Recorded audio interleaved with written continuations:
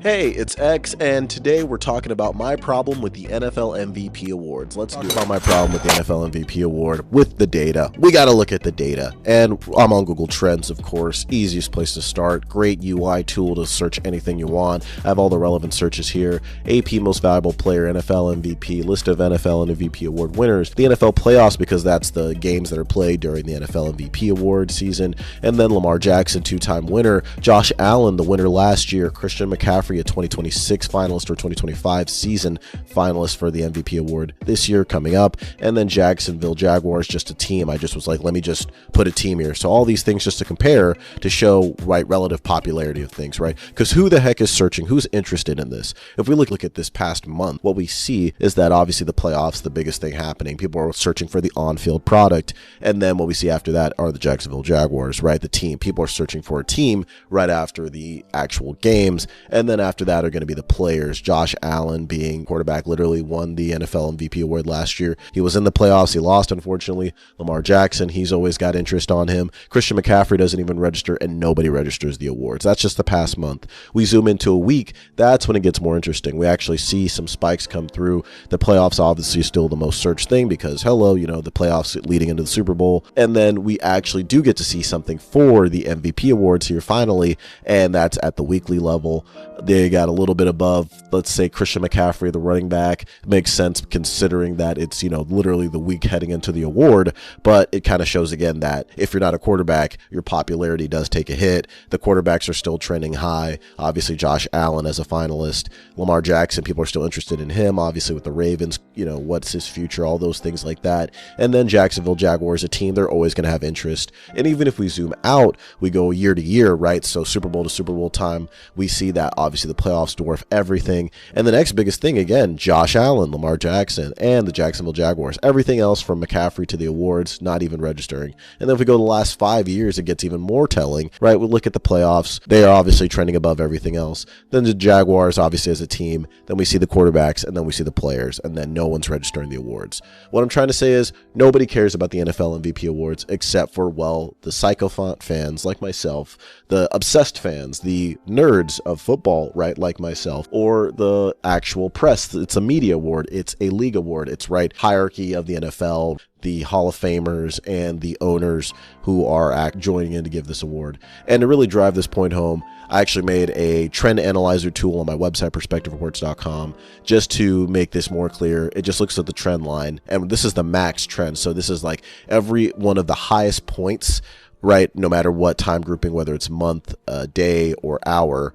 We can look and see what the variance is to understand, what's the most popular topic, comparing the different trend lines. And it even tells you which is the stable trend line or when it's unstable. And all of them are unstable except for one, the NFL MVP award. That is my gotcha, because what does that tell you? It tells you that nobody cares about it, and it's consistent that nobody cares about it. And again, this is looking since 2021, the past 5 years. Again, what is the top trend line? The playoffs. What's the bottom trend line? The MVP award. What does that tell you?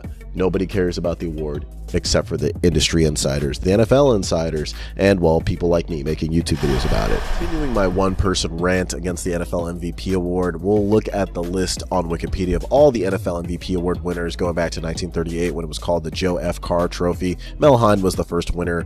AP didn't start presenting until 1957. There was the PFWA award. The Sporting News used to present it. Jim Thorpe Trophy. UPI also presented an MVP award, but AP didn't start presenting it until 1957 when Jim Brown won it, back-to-back, actually, those first 2 years AP presented. But over the years, so many Hall of Famers, Johnny Unitas, you had Alan Page, O.J. Simpson, but also guys like Terry Bradshaw, Walter Payton, you had the Joe Theismanns, Dan Marinos, Joe Montana, Steve Youngs, Emmitt Smiths, Barry Sanders, Marshall Faulk, Kurt Warner's, Peyton Manning's, Tom Brady's, and LaDainian Tomlinson. So many Hall of Famers that deserved it. My problems begin in the 2010s. Did you know the last non-quarterback to win the award was Adrian Peterson in 2012.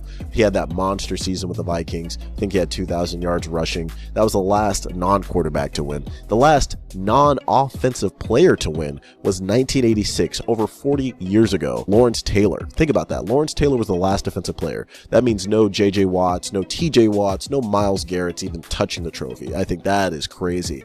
But zooming in on the 2010s, we're going to start with Aaron Rodgers. And yes, I'm a Bears fan. I won't deny that, but I respect him. 2010, right? He won the Super Bowl, most improbable Super Bowl run in a long time. Took a wild card team way beyond their ability. Charles Woodson also a baller that year.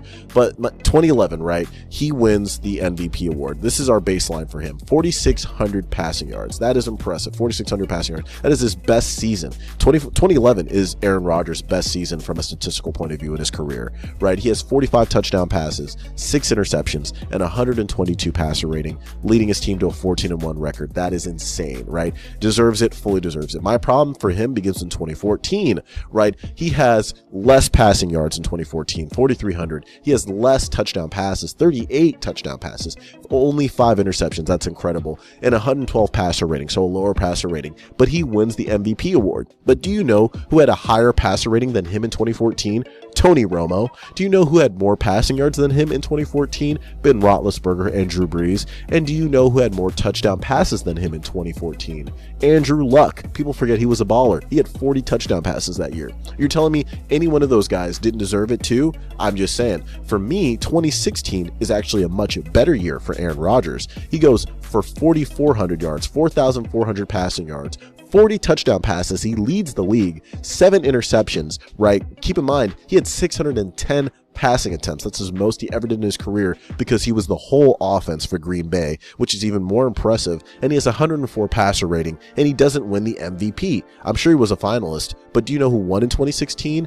Matt Ryan. And while Matt Ryan had a baller year, don't get me wrong, he deserved the Offensive Player of the Year award that year. He had 4,900 passing yards. He had 38 passing touchdowns, 7 interceptions, 117 passer rating. That is the best season of his career. But do you know who had more passing yards than Matt Ryan in 2016? That's right, Drew Brees. Drew Brees had 5,200 passing yards in 2016 as a 37-year-old on 673 passing attempts, when he was also the entire offense of a 7-9 New Orleans team that just was awful team. 37 touchdown passes that year, 15 interceptions. That's a miracle. 101 passer rating.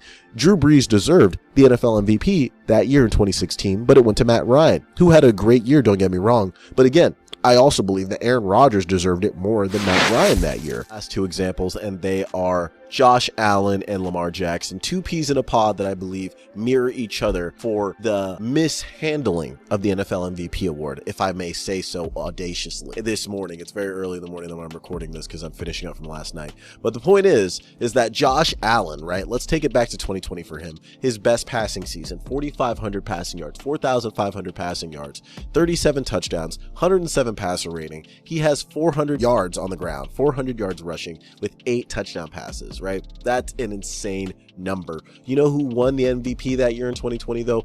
Aaron Rodgers. Why? Well, because he went on a renaissance. 4,200 passing yards, which is, you know, not as impressive for him, but he had 48 touchdown passes to 5 interceptions, 121 passer rating. And so fair enough. All right. So Josh Allen misses out because Aaron Rodgers returns with a vengeance. But if you look at 2023, Josh Allen was 1 of 1, 4,300 passing yards. He had 29 touchdown passes, 18 interceptions, really not the best, but 92 passer rating, so fair enough. But still, 500 yards on the ground and 15 touchdowns. So that means over 40 touchdowns to his name with over 4,800 yards to his name. He deserved the 2023 NFL MVP, but who won it instead? Lamar Jackson. That's right, Lamar Jackson won the 2023 NFL MVP because he led his team to a 13-3 record. People thought he was going to win the Super Bowl. He had 3,600 yards passing. He had 24 touchdown passes, 7 interceptions, and 102 passer rating, and 800 yards on the ground. So fair enough, right? He got his NFL MVP, deserved. But Lamar Jackson should have won it in 2024 last year. Why? Look at the stats. They speak for themselves. 4,000 yards passing. 4,000 yards. No rushing quarterback that quote unquote people call him that gets 4,000 yards passing. Not Michael Vick, not Randall Cunningham. He's one of one on that. He had 41 touchdown passes. Aaron Rodgers won it with 38. He had 41 to 4 INTs, 119 passer rating with 915 yards on the ground. That is NCAA stats. He's putting up college stats in the NFL, and he didn't win the NFL MVP last year. 5,000 yards, but over 45 touchdowns to his name. That is crazy. And he led his team to just one less victory last year. He deserved the NFL MVP. So to me, that's the mic drop. Period, point blank. It's broken. And sorry for all the nerd talk, but it's important to establish the relevancy of the NFL MVP award because looking at it in comparison to the player's stats that drives the winner, clearly that doesn't matter either, and I'll prove it to you with the actual player's stats. Let's do it. So, ending my tirade against the NFL MVP award, I decided to look at all of the finalists for the 2025 award and ask Gemini, Google Gemini, to rank them based on how much of a statistical anomaly, how much of a statistical outlier were their season based off of the data, based off of their stats. And I also added someone who I felt like was snubbed, who at least should be top 3 in the finalist awards, rankings, or votes. Regardless, we'll start with the actual finalists first. We'll start with Matthew Stafford's stats: 4,700 passing yards, 46 touchdown passes, 8 INTs, 65% completion rate. That is an insanity. He led the Rams to have the #1 offense this year in the NFL. On top of that, did it at 37 years old. The last quarterback to do something like that was Drew Brees, and he had 5,200 passing yards at 37 in a modern NFL, which is ready for the pass-first offenses. So just impressive all around. Drake Maye, 4,394 passing yards, 31 TDs through the air, 8 INTs, 72% completion rate, 450 yards rushing, 4 TDs on the ground, and he's going to a Super Bowl, well-deserved. Trevor Lawrence, he had 4,000 yards passing, 29 TDs, 12 INTs, 60% completion rate, 359 yards rushing with 9 rushing touchdowns. So very impressive season for him. They took the Jacksonville Jaguars to another level. And then on to the next finalist, Josh Allen, with 3,600 in passing yards and 25 passing touchdowns with 10 INTs. He had 69% completion rate with 579 rushing yards and 14 rushing touchdowns. He hasn't had numbers like that since 2023, and honestly, I believe he should have won the MVP that year, but we spoke to that earlier. Obviously, he won last year. And then, of course, the last finalist is Christian McCaffrey. He had 2,000 yards from the line of scrimmage, 1,200 yards on the ground, 10 TDs, 311 carries, receiving 924 yards, 7 touchdown catches, 102 receptions. Just an all-around impressive season. It's always impressive when you go past 2,000 yards scrimmage, especially in the modern NFL. And then, of course, the actual snub, the person who I do believe is top 3 at the very least in this MVP finalist field, Jackson Smith-Njigba, the wide receiver from the Seattle Seahawks, going to the Super Bowl himself. He had 1,793 receiving yards, 10 touchdown catches, and then 119 receptions. He didn't get the Triple Crown, but he almost did. And the craziest thing about him is that not only did he lead the NFL in receiving this year, but he had the 8th best receiving season of all time. He's top 10 all time, period, point blank, in receiving seasons. So what did Gemini say? This is what she said. The top 3 statistical anomalies from the NFL MVP finalist field, including Jackson Smith-Njigba, who was the snub, who I spoke to earlier, the biggest snub I've ever seen. Number 1 was Matthew Stafford. He had the biggest statistical outlier of a season. He literally had 12 more passing touchdowns than the runner-up, Jared Goff, with 34 passing touchdowns. Not only that, he had 5.75 touchdown passes for every 1 interception he threw. So that means every time he made a mistake, he made up for it with 5x the scores.